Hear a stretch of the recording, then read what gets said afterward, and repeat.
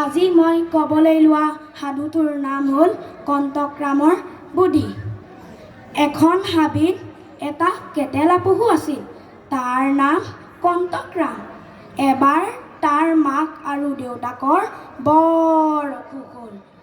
তেওঁলোকে তাক ফল-মূল আনি দিব নোৱাৰা হ'ল। সি ভোকত বৰ কষ্ট পাবলৈ ধৰিলে।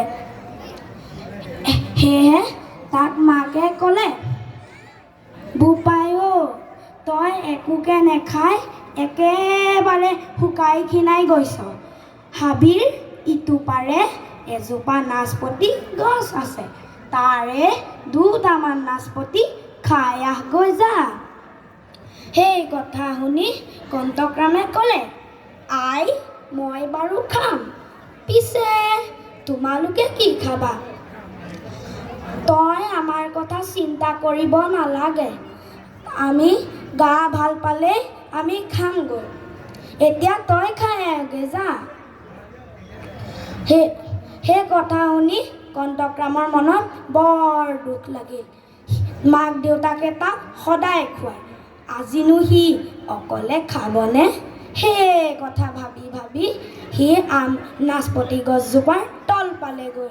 সি দেখিলে নাচপতি গছজোপাৰ ওপৰত বহুত নাচপতি পকি লাগি আছে আৰু তলতো বহুত নাচপতি পৰি আছে।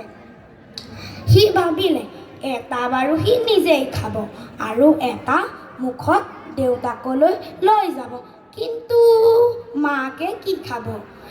এনেতে তাৰ মনত এটা বুদ্ধি খেলালে। সি তলত পৰি থকা নাচপতিবোৰ এঠাইত গোট খোৱালে আৰু তাৰ কাঁইটবোৰ থিয় কৰি ল'লে।